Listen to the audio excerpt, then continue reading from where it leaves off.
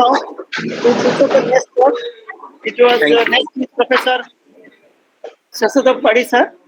Now I request my student Akash, who was a student of Professor Padhi, sir, will speak about Professor Padhi. It's over to Akash. Good morning, one and all. The Institute of Mathematics and Applications welcomes all of you to the National Seminar on the Scope of Mathematics and Data Science, along with the 40th Annual Conference of the Odisha Mathematical Society today. Up next, we will be having a invited talk delivered by Professor Seshadev Padhi on the topic of positive solutions of operator equations. Professor Padhi is a well-known name in the field of mathematics, both nationally as well as internationally. Currently serving as the head of the department at the Department of Mathematics, Birla Institute of Technology, Mesra, and with his academic interests lying in the domain of different variants of differential equations, boundary value problems, and elliptic equations, he currently has teaching and research experience of more than 24 years. Professor Padhi is a reviewer of numerous reputed journals and research databases like Mathematical Review, Zentroblat Math, Applied Mathematics and Computation, and various other journals. He has more than 75 publications in his field and has received numerous awards and accolades for his contributions to the academic community.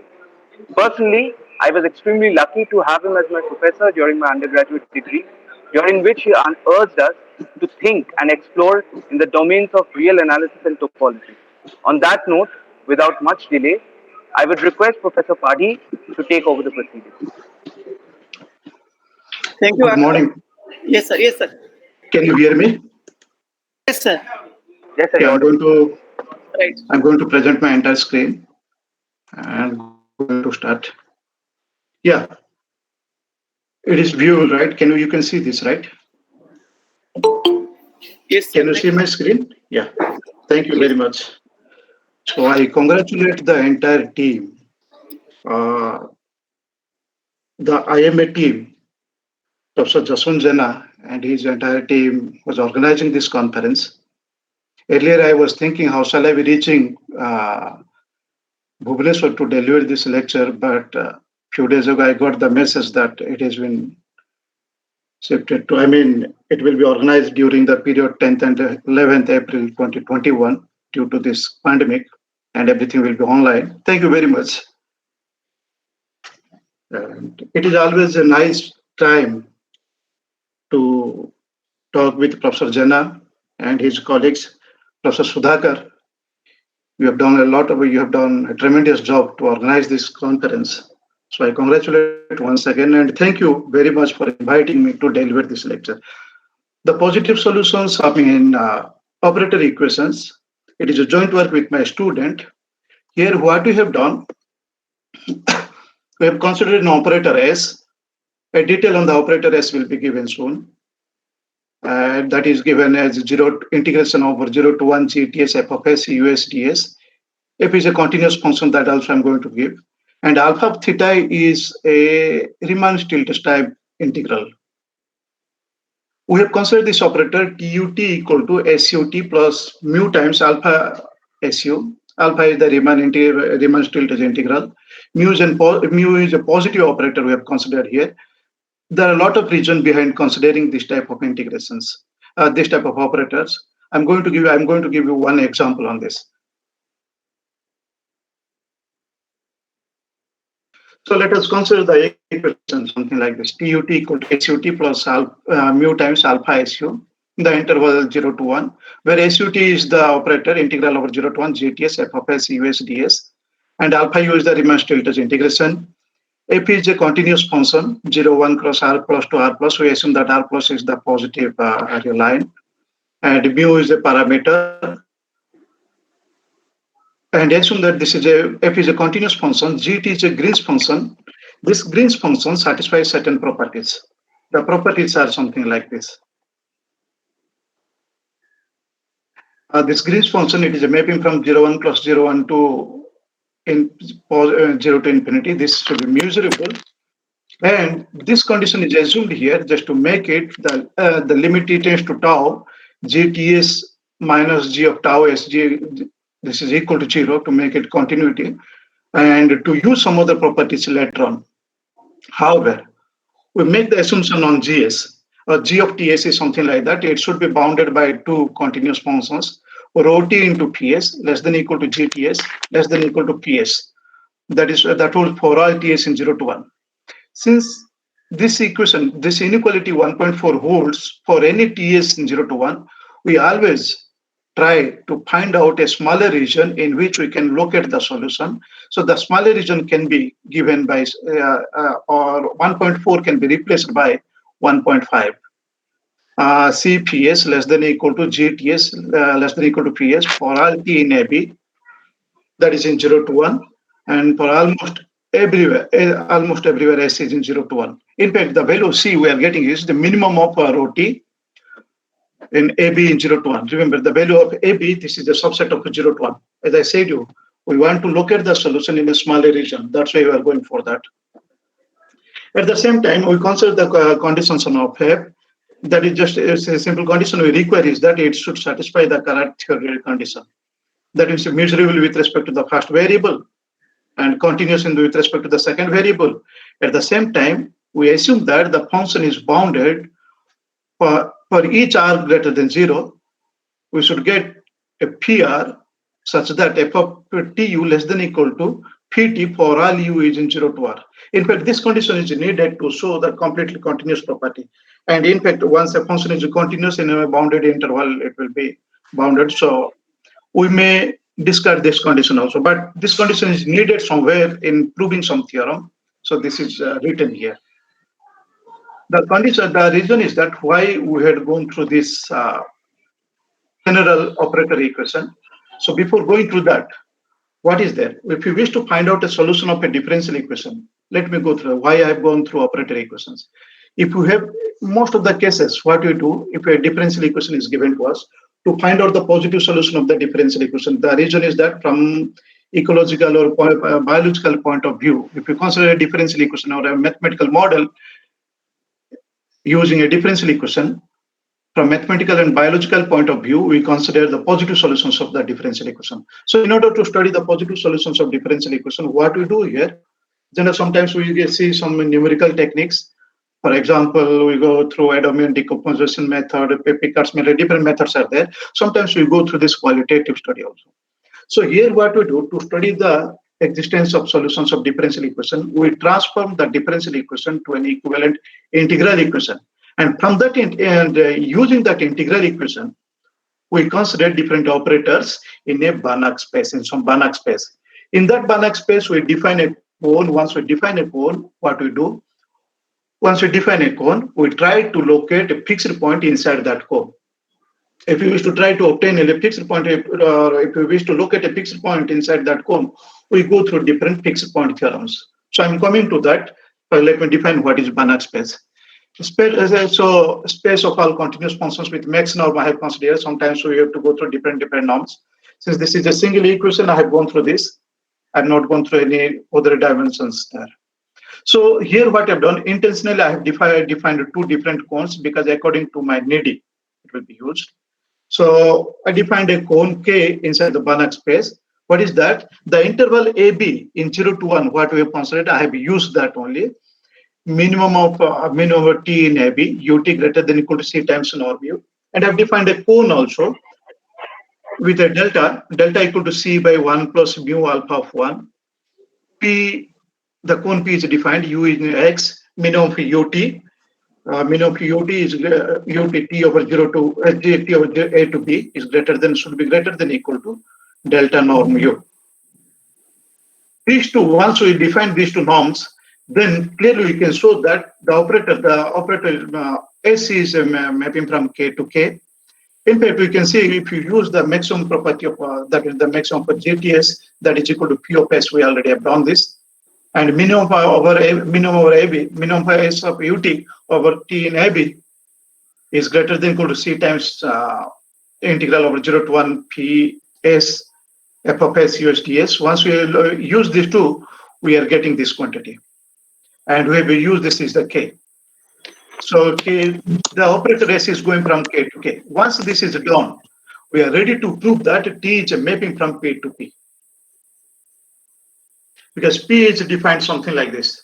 The operator P is defined something like that. U is in X, minimum of T, minimum of T in AB, ut greater than equal to delta norm mu, where delta is this quantity. Remember, this is less than equal to C always, so delta is less than 1. So there is no problem here. And after that, this norm TU, this is less than equal to 1 plus mu norm mu of alpha 1 into integral of 0 to 1 P of S F of S USDS. In fact, this norm is separated there. Mu is a positive but taken out. And SUT DAT is given here clearly in its a normal way. This is the Riemann-Stieltjes integration. Okay, this is DAT. And once we use the upper bound of GTS, we are reaching here. And since this is completely independent of T, this is taken out, and hence we got it. And the lower bound also we are getting this. TUT is greater than equal to C times 1 plus alpha mu alpha 1 norm TU. Since T is less than 1, as I said you, this quantity is less than 1. So if we set this quantity as a delta, then minimum of T in AB TUT greater than equal to delta norm TU. That means T is a mapping from P to P. Okay, so we have started with a Banach space, then we are going from T to P, and we can check that this is always a completely continuous operator. This is always a completely continuous. T is a completely continuous operator. Once this is a completely continuous operator, we have many fixed point theorems to use now. We already have defined a Banach space. Inside that Banach space, we have defined a cone. And inside that cone, that is, we have defined a cone P. Okay, K was the bigger cone. We have to go through a smaller cone P, and we will try to find out. We will try to locate a fixed point inside that cone. That fixed point will be a solution of the operator equation. Now the question arises: why we have considered the operator equation? The reason I'm going to give you within a minute.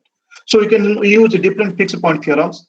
Intentionally, I will be going. Just I want to show you the applications of fixed point theorems here. We have different fixed point theorems. Krasenszewski fixed point theorem, Leggett-Williams fixed point theorem, method of fixed point index, Hilary order alternative is there, Banach contraction principle is there, many other fixed point theorems are there. If you go through Leggett-Williams fixed point theorem, this is applicable to find out 2 to 3 fixed points. Accordingly, we will be getting three solutions, positive solutions of the differential equation. The most simplest and easiest way to see is that the Krasenszewski fixed point theorem, and clearly we can see them in our eye. It is well known to us what is Hilary order alternative, but one of the best way, that is one of the best theorem what I have ever known, we have been using, is method of fixed point index, but I'm not going to give that. Just I'm going to give you the applications of Krasenszewski fixed point theorem, what we get it. I'm coming to this equation. I'm going through a cantilever beam equation. A particular example of the problem what we are dealing is a cantilever beam equation. It's a fourth order differential equation.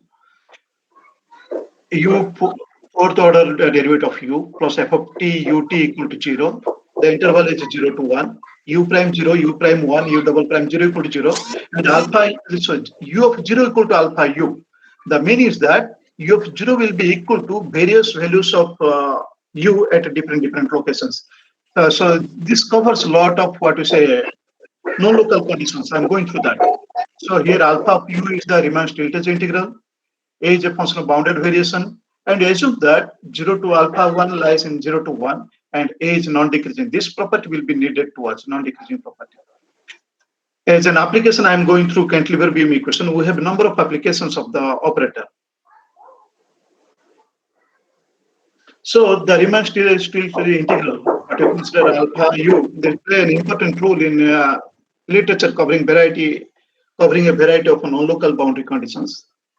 If we have one non-local point, then alpha u will be lambda times u tau.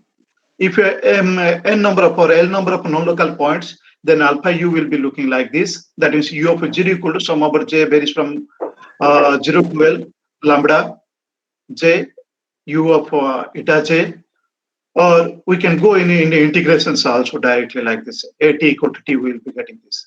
We can get this property also.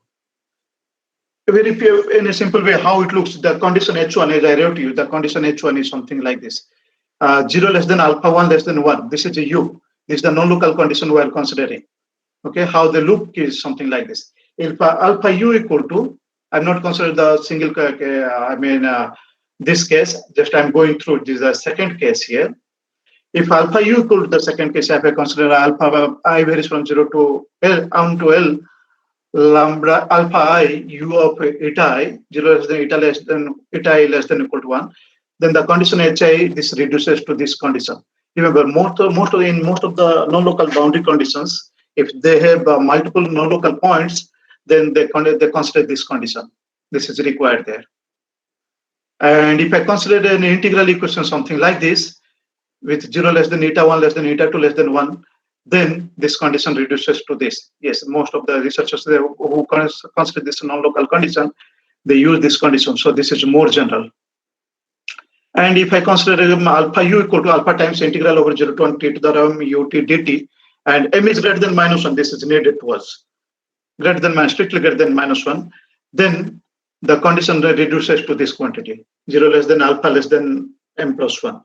That means in view of this, the above observations, we say the condition H1 is more general than the assumptions led by different researchers on non-local conditions. So if I go through this equation as an example, cantilever beam equation, this condition plays an important role. If I consider non-local boundary conditions, it is not necessary to use number of non-local points. In a single condition, the Riemann-Stieltjes integral, everything can be covered right now. Most of the cases are covered there, not everything. Most of the cases are covered. There are a number of cases which we cannot use here. So once we have this, we will be leading to that operator equation once again, what we have read. Well, so I consider the boundary value problem right now, u fourth prime of t plus ht equal to 0. Our problem, the example is u fourth prime of t plus f of t ut equal to 0, t is in 0 to 1. In place of f of t ut, I have considered ht. Intentionally, this is taken. Just I want to show how this equation can be converted to an integral equation. Here, this is completely non-local boundary conditions. U prime 0 equal to 0, u prime 1 equal to 0, u double prime 0 equal to 0, and u0 equal to alpha of u. Here alpha of u equal to integral 0 to 1, ut dat is the Riemann-Stieltjes integral, and a is a function of bounded variation. And the non-decreasing property I didn't mention here already, this is mentioned in A1. Here in this lemma gives a very beautiful thing. This lemma gives a very beautiful thing. Here it is not necessary that alpha 1 will be less than 1. If it is not equal to 1, but it holds for 0 also, where alpha 1 equal to integral over 0 to 1 dat, d of it, then for any h in 0 to 1, the continuous function, this boundary value problem can be written as an equivalent integral equation, something like this. And this is the Green's function we are getting.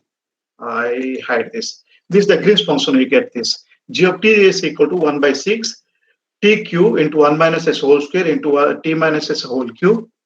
This holds for less than equal to t, and for t less than equal to x, we are getting this.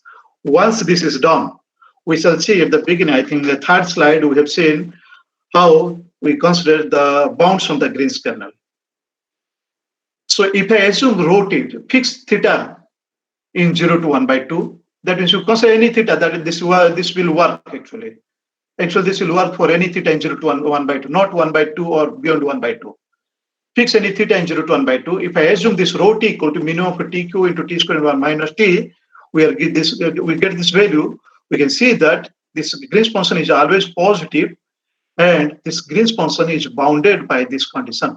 So this is your P of S right now. This quantity is P of S, and this is your rho t as usual. This rho t is nothing but this is the quantity rho t, and here theta is 0 to 1 by 2. So this 0 to 1 by 2 is a subset of for any theta, for any t lies in theta to 1 minus theta, clearly this quantity will be in 0 to 1. The minimum of rho t will be theta cube. So GTS satisfies this property. So right now, this is the quantity C for us right now. This is the quantity C. Once this is done, we are ready with the same Banach space. This is copied, nothing more. With the same Banach space, we are able to define two different cones here. How we define the cone? This rho t is as usual K, we have defined earlier. but the quantity delta can be obtained from this calculation. For any solution U in 1.10, I mean, one of the differential equation, the example what we are considering, the fourth order equation, this U will satisfy this equation, and delta is always this quantity is less than 1. This quantity will be less than 1. Once this is done, as I said earlier, we'll be defining K and Q like this. So once this is done, this is the equation for the boundary value problem. In place of HT, if we replace it, we will be getting the equation something like this: ut equal to integral of 0 to 1 gts f of s usts plus 1 by 1 minus alpha 1 integral over 0 to 1 again integral of 0 to 1 gts f of s us ds dat. That means this is the unique solution that is equivalent to this equation 1.9. So in order to study the positive solutions of 1.9, it is sufficient to study to study the fixed point of the operator t. This is the operator t. Exactly in place of u, it is replaced by t, and in place of ht, it is replaced by f of s usds, and is a mapping from t to mapping from k to k. In fact, here I have gone from k to k, not from p to p, because this is needed for some other problem. So a continuous function ut is a positive solution of the boundary value problem, that is the Cantilever-Beam equation, if and only if ut is a fixed point of the operator t on the cone k. Exactly, just remember, just see. This equation 1.21 is nothing but the equation 1.1, what we considered. TUT equal to SUT plus some parameter mu into alpha of SU.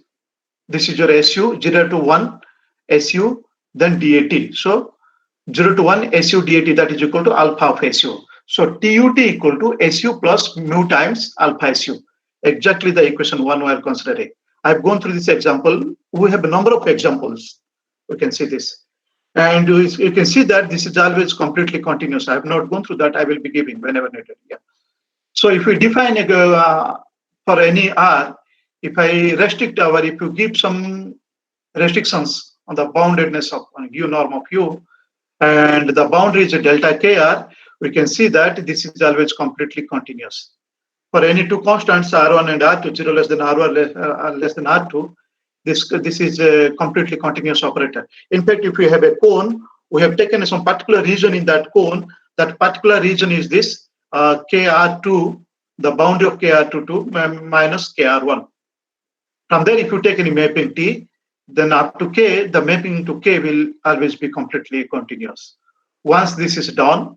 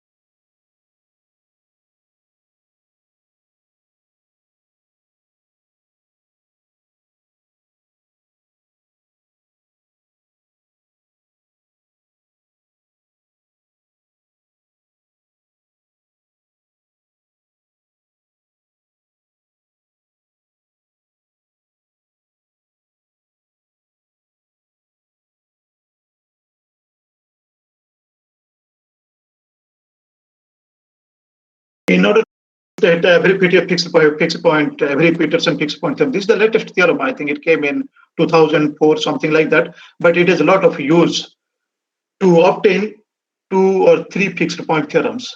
Why we go through 2 or 3 fixed point theorem or multiple fixed point theorem? The reason is that we try to deal differential equations that comes out of while dealing with, or that comes while dealing with different mathematical models. If you get a mathematical model, it is fine. But if you are unable to study, if you are unable to get the solution of the mathematical model, or if you are unable to give a solution structure how they look, then sometimes we are incomplete or something like that.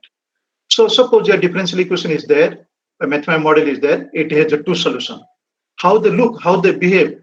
If you wish to study the stability, 2 solutions are there. How you say that they will be stable? Or one of them will be stable and another one will be unstable, obviously. If you have 3 solutions, what happens?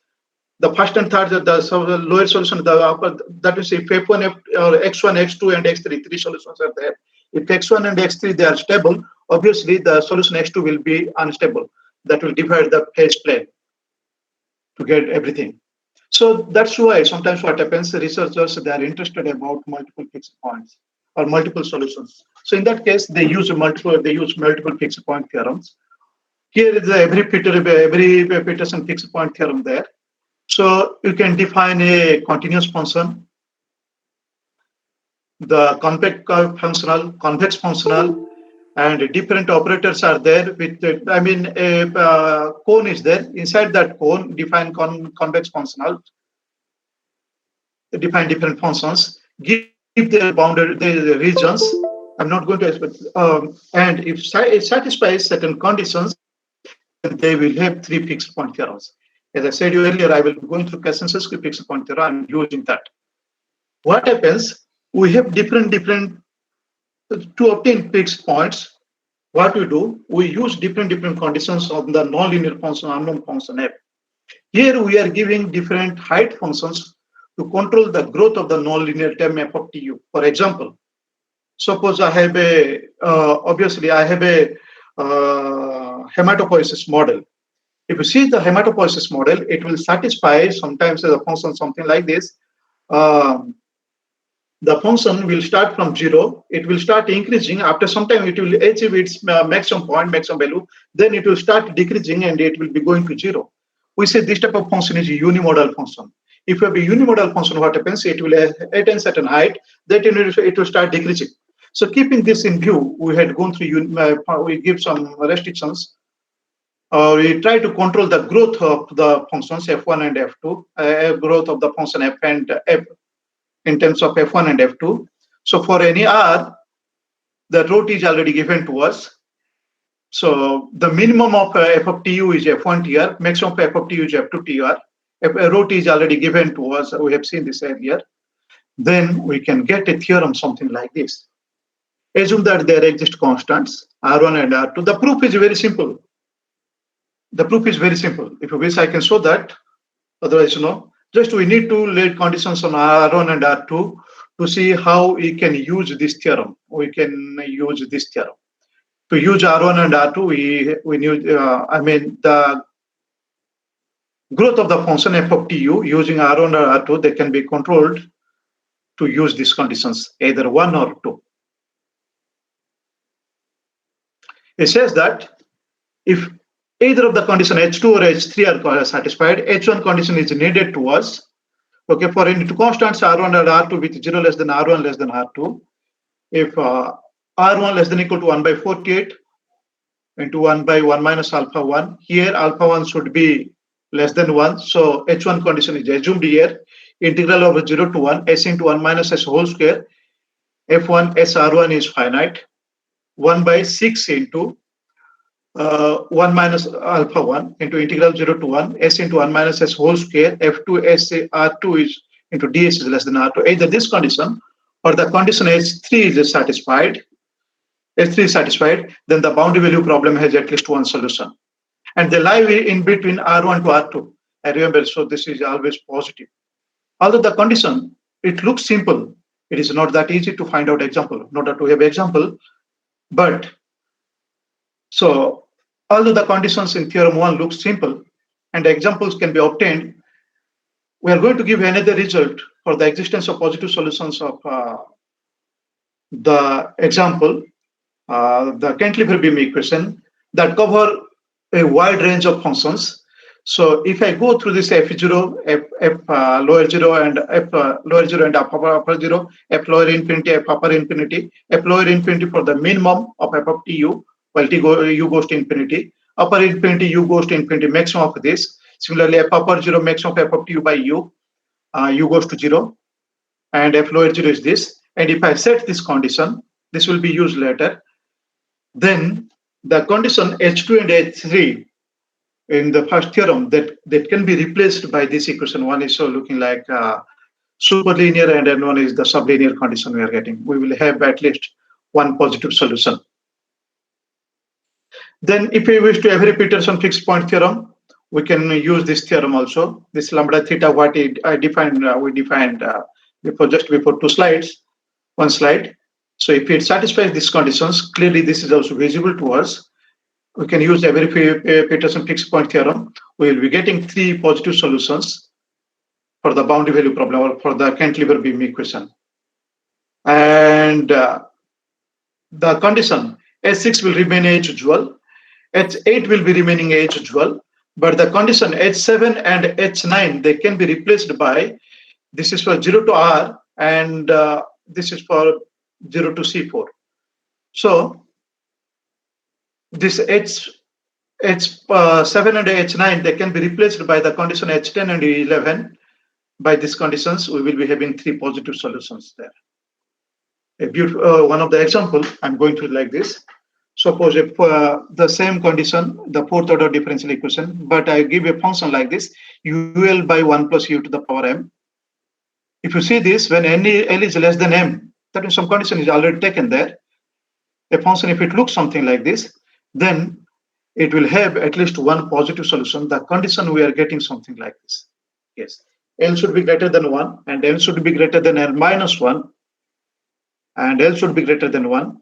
Then for m minus L plus 1 by m into L minus 1 by m minus L plus 1 whole to the power L minus 1 by m greater than lambda theta, where lambda theta is given in the previous slide, the big calculations what I gave you.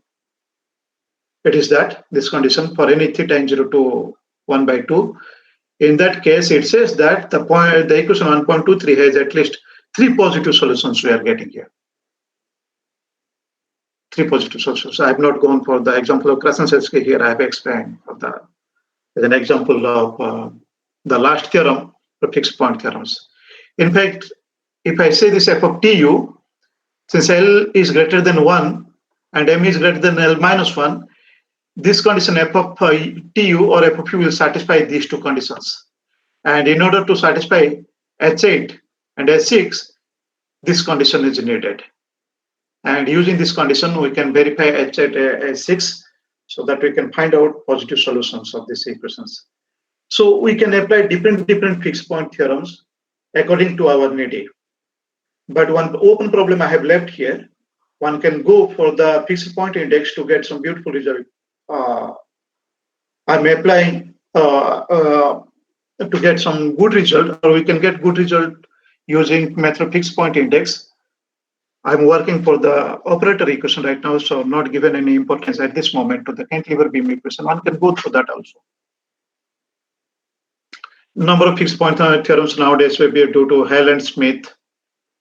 This is also very good fixed point theorem one can use. One of the best theorem is Banach contraction principle. If you can do that, you will be getting very basic and beautiful results there also.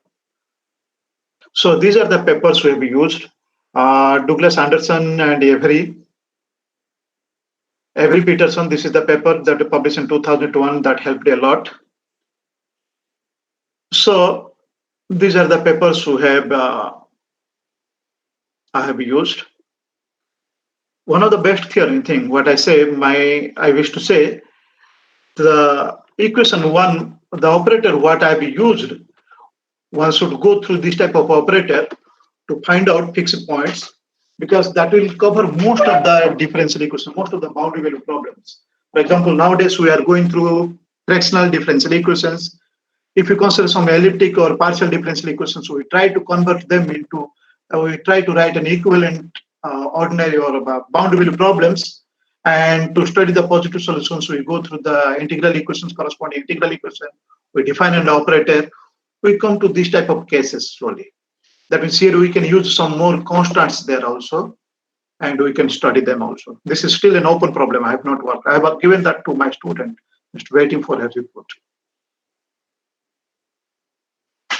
So, thank you.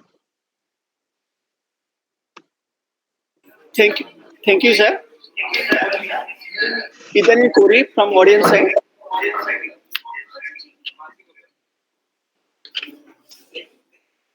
And now, if there is no query, thanks to Professor Seshadev Padhi sir for keeping our request and deliberate talk on positive solution of operator equations. I, on behalf of Institute of Mathematics and Application IMA, and on my own behalf, I extend my heartfelt gratitude to Professor Padhi sir for his nice